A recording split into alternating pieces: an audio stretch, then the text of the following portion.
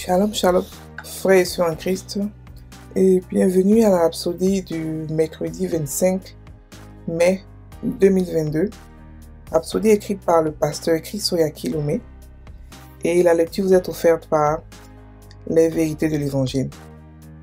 Le thème d'aujourd'hui est « Aimer comme Christ ».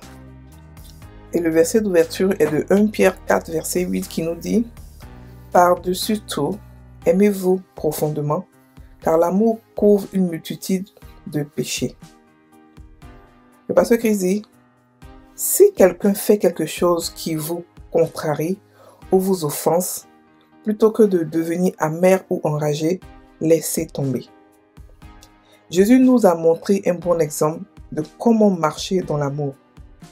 Il aimait tout le monde, y compris ses accusateurs et ses persécuteurs. Puis, il nous dit dans Matthieu 5, versets 43 à 44, « Mais je vous dis, aimez vos ennemis, bénissez ceux qui vous maudissent, faites du bien à ceux qui vous haïssent et priez pour ceux qui vous maltraitent et vous persécutent. Imitez le Maître. Ayez le langage et la culture d'amour. Aimez tout le monde inconditionnellement. » La Bible dit, dans 1 Pierre 2, versets 21 à 23, « Et c'est en cela que vous avez été appelés. Parce que Christ aussi a souffert pour vous. Vous laissons un exemple, afin que vous suiviez ses traces. Lui qui n'a point commis de péché, et dans la bouche duquel il ne s'est trouvé de fraude.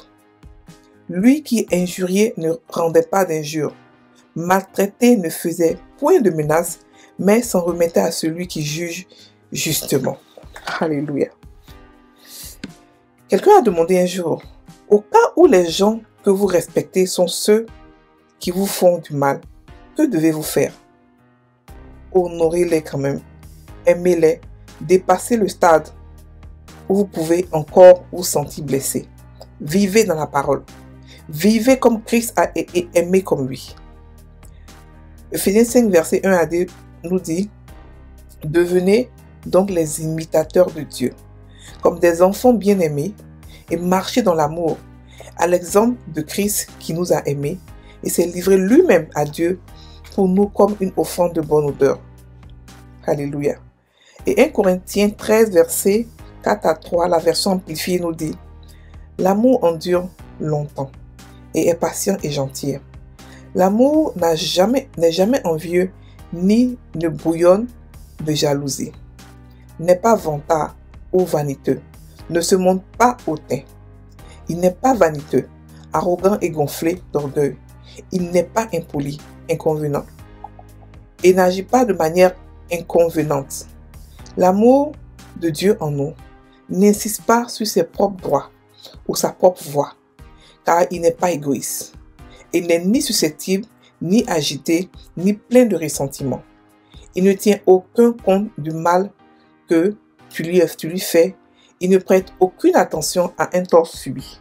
Il ne se réjouit pas de l'injustice et de l'iniquité, mais se réjouit lorsque le droit et la vérité l'emportent. L'amour supporte tout et n'importe quoi, est toujours prêt à croire le meilleur de chaque personne.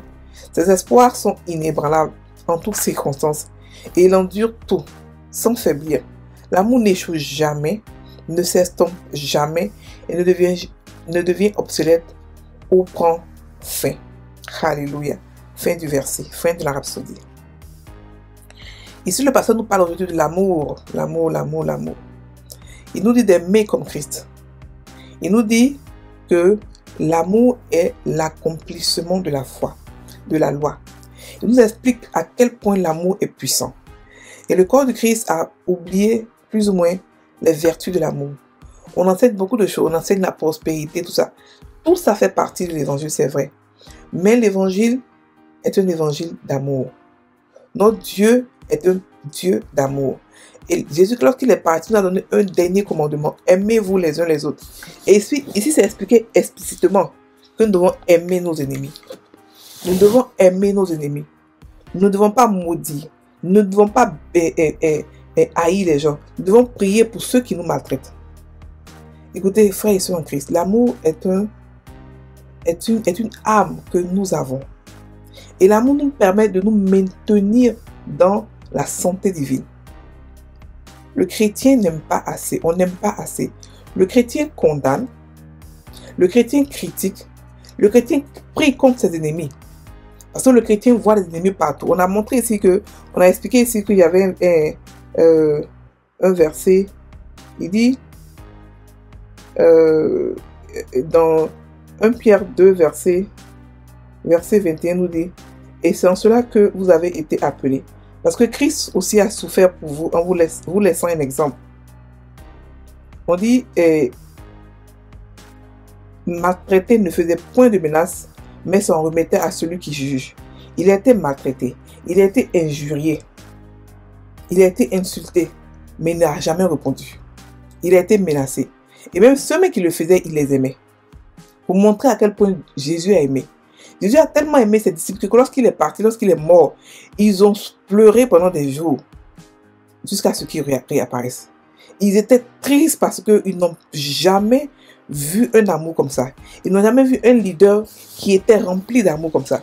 Écoutez, lorsqu'un leader est rempli d'amour, il attire autour de lui des gens qui veulent le servir. C'est-à-dire que c'est pas quelque chose qu'il va demander. Il ne va pas demander aux gens, venez me servir. Les gens même veulent venir le servir, veulent venir l'aider parce qu'il est rempli d'amour. L'amour est une âme pour nous les chrétiens que nous ne comprenons pas. Nous ne comprenons pas ce que c'est que l'amour. L'amour est c'est-à-dire que c'est la définition même de Dieu qui est amour. Dieu n'est pas celui qu'on voit dans l'Ancien Testament qui tue tout le monde qui fait cela. Non, ça c'était ses caractéristiques pour dire que donc il peut faire ça aussi. Mais son nom ultime, c'est Père, c'est amour. Et Dieu est amour. Et nous devons aimer, nous devons comprendre ce que... Arrêtons les histoires de retour à l'envoyeur, emmener le feu sur les gens. Non, sur les sorciers. Les sorciers sont possédés par des démons.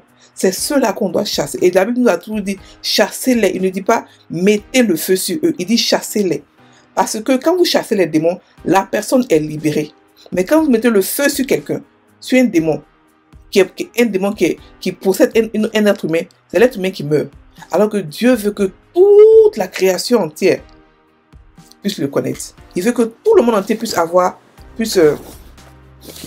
accès à lui, puisse comprendre son amour. Tous les sorciers, tous les gens que vous croyez vos ennemis sont aussi candidats au paradis. On ne doit pas prier contre quelqu'un. Regardez Étienne. Étienne est mort en étant lapidé. Le premier martyr. Il a au contraire dit à Dieu de ne pas leur amputer cela. Même Jésus ne pas amputer. Et ça, c'est l'amour suprême. L'amour inconditionnel qui ne dépend pas du comportement des gens. Aujourd'hui, nous aimons parce que on a fait quelque chose à la personne, il va nous rembourser, donc on l'aime. On va se dire, ok, d'accord, si on avait quelqu'un et la personne ne se sépare, on va dire, tout ce que je lui ai fait, il s'est séparé de moi. Il n'est pas votre propriété privée. Surtout en tant que pasteur, sachez que les brebis ne sont pas vos propriétés privées. Vous n'êtes pas mort pour une brebis. Vous introduisez la brebis à Christ. C'est ça votre boulot. Ce n'est pas de vous approprier la brebis pour que la brebis soit avec vous comme un cage. Non. La brebis est libre avec son âme d'aller partout parce que vous n'êtes pas mort pour eux. C'est Jésus seul qui est mort pour eux. Alléluia. Et en plus de cela, on ne prie pas contre les êtres humains. On ne prie pas contre le soi-disant ennemi. La Bible ici a montré que Jésus a été menacé, injurié. Il a même aimé ses persécuteurs. Donc nous devons faire comme lui. Nous devons aimer nos persécuteurs. Nous devons aimer, nous devons prier pour nos ennemis. Lorsque vous priez pour vos ennemis, c'est comme si vous mettez sur leur tête de la cendre, du feu. Et c'est ça qui est le retour à l'envoyeur. Arrêtez les histoires de retour à l'envoyeur. C'est pas biblique. Est-ce que vous avez déjà vu un apôtre qui a fait le retour à l'envoyeur? Est-ce que vous avez déjà vu Jésus qui a fait le retour à l'envoyeur? Arrêtez de lire l'Ancien Testament pour prendre ça, pour mettre ça là, toute la nouvelle création. La nouvelle création est complètement différente. Nous, on ne fait pas de retour à l'envoyeur. On ne tue pas les gens par le feu. On ne fait pas cela. Une fois, Jésus était allé quelque part et puis les gens n'ont pas pu réserver un hôtel pour lui attendre. Les disciples étaient fâchés. Les disciples disent, Seigneur, tu veux qu'on fasse sortir du feu pour les brûler? Jésus les a réprimandés pour leur dire, vous ne savez pas ce que vous avez comme puissance. Et Jésus n'a jamais mis le feu sur un seul démon. Il leur a dit, tout ce qu'il faisait, c'était chasser-les. Il savait qu'il pouvait appeler le feu s'il voulait. Mais il n'a jamais fait. Parce qu'il a su que ce n'est pas ce que le cœur de Dieu veut. Ce n'est pas ce que Dieu veut. On peut avoir une arme et l'utiliser mal ou l'utiliser bien. Le feu sur les gens, le feu sur les démons n'est pas biblique. Arrêtons cela. Aimons nos ennemis. Aimons ceux qui nous maltraitent. Prions pour eux. Quand vous commencez à prier pour quelqu'un qui vous maltraite ou quelqu'un qui est votre ennemi, vous commencez il y a un secret. Vous commencez à aimer la personne sans vous en rendre compte. Vous commencez à aimer la personne. Maintenant, comment avoir l'amour de Dieu? La Bible dit que l'amour de Dieu a été spread, comme on dit ça en français. L'amour de Dieu a été répandu dans notre cœur par le Saint-Esprit qui nous a été donné. C'est-à-dire que lorsqu'on est devenu chrétien, on a tous eu une portion de l'amour de Dieu que nous devons faire grandir nous-mêmes. Parce que l'amour de Dieu, l'amour est un fruit. Et comment on fait grandir ça? Votre intimité avec Dieu fait grandir l'amour de Dieu en vous. Quand vous êtes intime, vous avez une relation intime avec lui, votre amour grandit. Lorsque vous avez une relation intime avec sa parole, votre amour grandit. Et lorsque vous avez une relation intime, lorsque vous mettez beaucoup sur l'amour, votre amour grandit. Quand vous commencez à grandir en amour, quand vous commencez à mettre sur l'amour, et devant vous se présente une situation où vous pouvez choisir entre haïr et aimer, l'amour, la parole qui est dans votre cœur sort seule. Et elle vous dit non, tu n'es pas comme ça. Voici ce que tu es. Et automatiquement, tu pardonnes. Et le pardon est divin. Le pardon fait que nous pouvons... D'abord, pardonner, c'est pour nous-mêmes d'abord, pas pour quelqu'un d'autre. Ça fait que nous nous libérons. Parce que pardonner, c'est avoir quelque chose comme quelqu'un. C'est comme si vous buvez du poison et vous croyez que quelqu'un d'autre va mourir à votre place. Non. La haine, la rancune est un poison. Et beaucoup de chrétiens aujourd'hui sont malades à cause de la rancune et à cause de la haine. Beaucoup le sont. Beaucoup vont mourir parce qu'ils n'ont pas pu pardonner, ou beaucoup sont morts parce qu'ils n'ont pas pu pardonner quelqu'un, ou n'ont pas pu oublier ce qui s'est passé. Quelle que soit la douleur que vous recevez, que vous avez reçue, frères et sœurs, pardonnez. Le pardon est un médicament. Le pardon est un médicament qui fait que vous pouvez guérir des maladies les plus graves. Pardonnez. L'amour fait que nous conservons notre santé divine. Donc j'ai montré comment aimer, c'est pas compliqué. Il suffit de savoir que vous avez déjà ça en vous et de le faire grandir consciemment par votre intimité avec Christ, par des méditations sur l'amour et par votre intimité avec la parole de Dieu. Alléluia. Nos frères et sœurs, aimons nos frères, aimons nos sœurs. Arrêtons de condamner, de critiquer, d'insulter, de juger. Ça n'a pas de sens.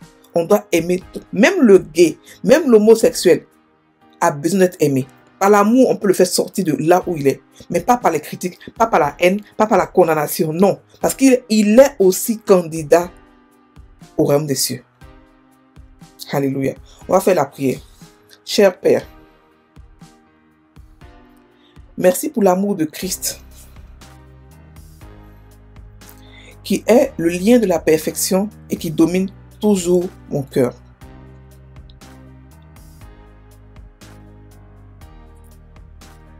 J'exprime abondamment ta nature d'amour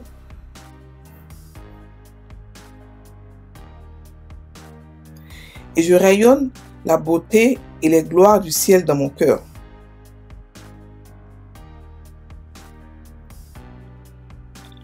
Je m'élève toujours au-dessus des offenses,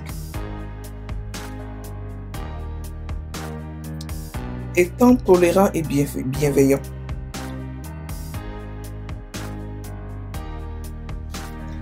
Je couvre les autres de l'ombre de ton amour qui coule abondamment.